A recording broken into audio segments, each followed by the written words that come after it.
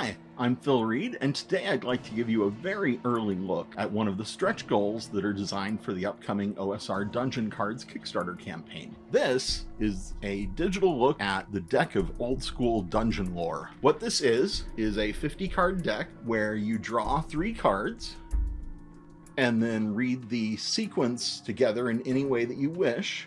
So for example, if we take the top section of the first card, a long time ago, this dungeon was a powerful dwarven city. It was a place of great knowledge, unimaginable artistry, and a sanctuary in the underlands that evil's tendrils were unable to reach. Then we go to the next card, number 2, and we will read the center section, which is, the dungeon fell into ruin when an earthquake rattled the foundation and devastated large parts of the complex. To this day, many of its chambers are filled with rubble.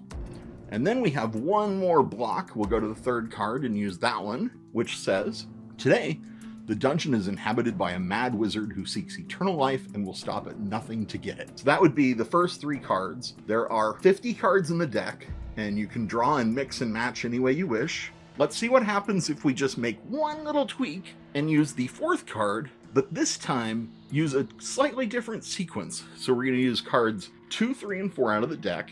And I'm going to start with number 4 in the top section. A long time ago, this dungeon was a twisted labyrinth under the control of an undead minotaur.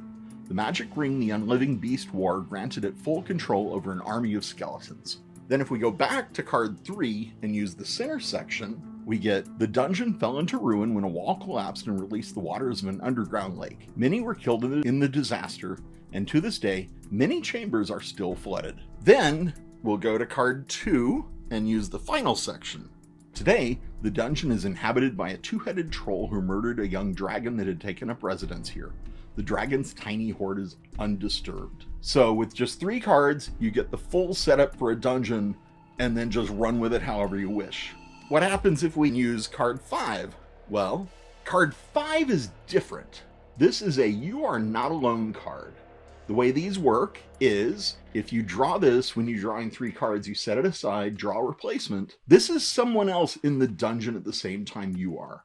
So you're still going to use the 3 cards to build the basic concept for your dungeon, and then you're going to use this card as just some extra, and this is happening because of course it is. There are a total of 10 You Are Not Alone cards in the deck and 40 of the standard cards. If we unlock this stretch goal on the Kickstarter campaign, all of the backers who have pledged to receive the digital card deck will receive this digital deck for no extra cost. Everyone who selected print-on-demand codes will receive the code for this at no extra cost, but print-on-demand codes you have to use yourself at DriveThruRPG. You can check the Kickstarter campaign for more information. There's a link in the description, and I hope I'll see you there.